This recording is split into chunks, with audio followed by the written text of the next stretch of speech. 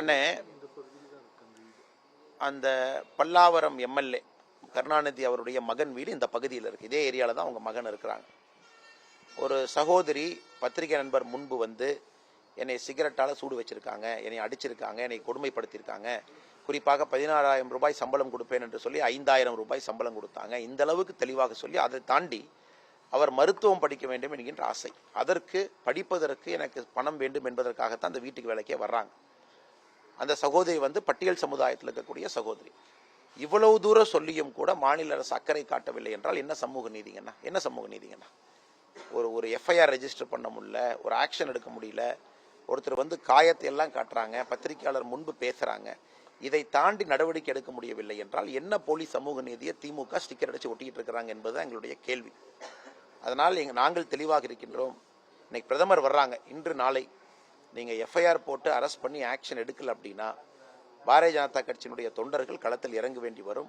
ஏன்னா அந்த சகோதரியினுடைய நீதிக்காக, நியாயத்திற்காக, சமூக நீதிக்காக நாங்கள் களத்தில் இறங்குவோம். இதை மாநில அரசு கவனத்தில் வச்சுக்கணும்.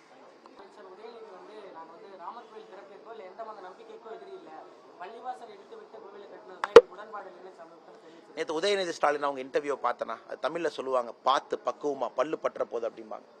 அந்த மாதிரி ஃப்ரெண்ட்லி கொஸ்டின்ஸ் அப்படியே ஃபுல் டாஸ் மாதிரி போட்டு அந்த இன்டர்வியூவர் யார் இன்டர்வியூ எடுத்தாரோ அவரே வந்து உதயநிதி கோச்சிங்கும் கொடுத்து மொத்தம் எனக்கு தெரிந்து 38 கேள்விகள் கேட்டிருக்காருன்னு நினைக்கிறேன்னா, ஒரு கேள்விக்கு சராசரியாக எனக்கு தெரிந்து ஒரு நிமிஷத்துக்கு கீழே, அந்த 45 நிமிஷம் இன்டர்வியூல 38 கேள்வி கேட்டிருக்காங்க. நீங்கள் அமைச்சரானதை அம்மா எப்படி பார்க்குறாங்க, அமைச்சரானதுக்கப்புறம் உங்களுக்கு நேரம் இருக்கா, பாஸ்ட் டைம் என்ன உங்களுக்கு, அதான் சொல்லுவாங்க, பார்த்து பக்குவமாக பல்லு பற்ற போதுன்னு நம்ம கிராமத்தில் சொல்லுவாங்க.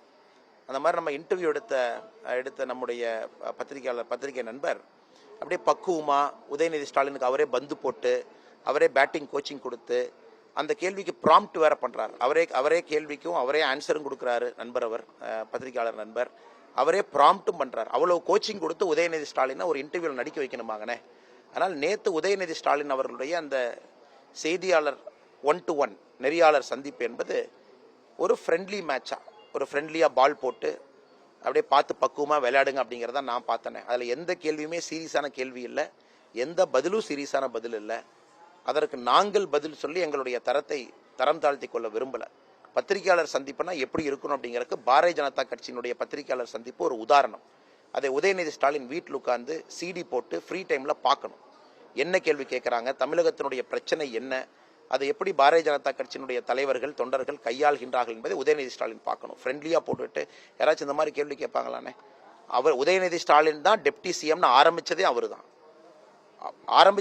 இன்னைக்கு ஸ்டாலின் அவங்க சொல்கிறாங்க, சில பேர் தேவையில்லாமல் உதயநிதி ஸ்டாலின் டெப்டி சிஎம்னு சொல்லிட்டாங்க, உதயநிதி ஸ்டாலினே முற்றுப்புள்ளி வச்சுட்டாங்க. ஆரம்பித்தது யாரு? நீங்கள் தானே ஆரம்பிச்சிங்க, திமுக காரங்க. நீங்களே எம்எல்ஏக்கள் சுற்றி வந்தீங்க. என்னுடைய வாழ்நாளில் உதயநிதி ஸ்டாலினை துணை முதல்வராக பார்க்கணும் நாங்கள் சொன்னோமா, திமுக எம்எல்ஏ சொன்னாங்களா? உதயநிதி ஸ்டாலின் அவர்கள் துணை முதலமைச்சருக்கு பொருத்தமானவர்னு நாங்கள் சொன்னோமா, திமுக அமைச்சர் சொன்னாங்களா? உதயநிதி ஸ்டாலின் அவர்கள் துணை முதல்வராக வர வேண்டும்னு நாங்கள் சொன்னோமா, திமுகவுடைய கட்சி நிர்வாகிகள் சொன்னாங்களா? சொன்னது நீங்கள், செட்டப் பண்ணது நீங்கள். உதயநிதி அவர்கள் துணை முதல்வராக வந்தால் மக்களே ஏற்றுக்க மாட்டாங்க, சிரிக்க ஆரம்பிச்சிருவாங்க தெரிந்த பிறகு நீங்கள் பல்ட்டி அடிச்சுட்டு இன்னைக்கு ஒரு புது நரேட்டிவ் செட் பண்ணுறீங்க. வெளியெல்லாம் உதயநிதி ஸ்டாலினை துணை முதல்வராக வாங்குன்னு சொன்னாங்க, ஆனால் உதயநிதி ஸ்டாலின் பெருந்தன்மையாக வேண்டான்னு சொல்லிட்டாங்க அப்படிங்கிற நரேட்டிவ் இந்த ட்ராமாலாம் எத்தனை நாளைக்கு தமிழ்நாட்டில் ஓட்டுவாங்க? இந்த அந்து போன ரீலை எத்தனை நாளைக்கு ஓட்டுவாங்க? அதே டைப்பில் கரெக்டாக இந்த பிரச்சனை விஸ்ரூபமாகும் பொழுது ஒரு ஃப்ரெண்ட்லி இன்டர்வியூ, அதில் 38 கேள்வி. அந்த கேள்வியெல்லாம் நேற்று நான் படித்து பார்த்தேன், யாரோ எனக்கு அனுப்பியிருந்தாங்க ஒரு ஃபார்வேர்டு மாதிரி. என்ன கேள்விங்கண்ணே அது? ஒரு துணை முதல்வர் அம்பிஷன் இருக்கக்கூடிய ஒருவருக்கு, ஒரு கட்சியினுடைய அமைச்சராக இருக்கக்கூடியவருக்கு அப்படியா கேள்வி கேட்பாங்க? எவ்வளவு விஷயம் இருக்கு. நார்த் சவுத் டிவைடை பத்தி பேசுறாங்க, கேள்வி கேளுங்க. டெவல்யூஷனை பத்தி கேளுங்க. தமிழ்நாட்டுக்கு வந்திருக்கிற ஃபண்டை ஒப்பிக்க சொல்லுங்க. எல்லாம் விட்டுட்டு திரும்ப இப்படி எப்படின்னு ஒரு ஃப்ரெண்ட்லி மீடியா இன்டர்வியூங்கண்ணே. அதுல கேட்கப்பட்ட கேள்வியும் சீரியஸ் கிடையாது, சொல்லப்பட்ட பதிலும் சீரியஸா கிடையாது. அது என்னென்ன சொல்றது? அதுக்கு நீங்க கேட்டதுக்கு பதில் சொல்றாங்கண்ணே.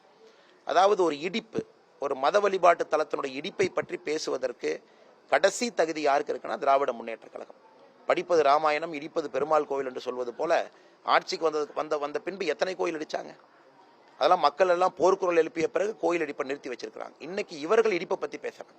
அது உச்சநீதிமன்றத்தில் 5 பேர் இருக்கிற கான்ஸ்டிடியூஷன் பெஞ்சில், இஸ்லாமிய நீதிபதி இருக்கக்கூடிய ஒரு பெஞ்சில் யுனானிமஸ் வெர்டிக்ட்ல ராமர் கோவில் கட்டுவதற்கு அனுமதி கொடுக்கப்பட்டு, மாஸ்க் எங்கே கட்டணும் அதற்கும் அனுமதி கொடுக்கப்பட்டு, 2 தரப்புக்கும் நியாயம் கொடுக்கப்பட்டிருக்கிறது.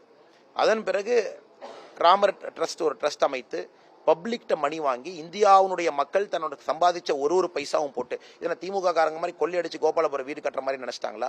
ராமர் கோவிலுக்கு ஒரு மனிதனும் சம்பாதித்த பணத்தை எல்லாம் போட்டு அதன் மூலமாக தமிழகத்தில் ஒரு நபர் 25 கோடி ரூபாய் கொடுத்திருக்காங்க. 25 கோடி ரூபாய் தமிழகத்தில் ஒருவர் கொடுத்திருக்காரு செக். இந்திய அளவில் தமிழகம் 3வது மாநிலம் ராமர் கோவில் கட்டுவதற்கு அதிக பணம் கொடுத்த மாநிலம். என்ன பேசிட்டு இருக்காரு உதயநிதி ஸ்டாலின்? இதெல்லாம் தெரியுமா அவருக்கு? அதெல்லாம் படிக்கிறாரா? என்ன நடக்குதுன்னு தெரியுமா? சுப்ரீம் கோர்ட் ஜட்மெண்ட்டை பத்தி தெரியுமா? சும்மா அப்படியே ஒரு ஃப்ரெண்ட்லி பால் ஃபுல் டாஸ் போட்டாங்கன்னா அப்படியே பதில் சொல்லலாம்னு ஐடியா பண்றாங்க.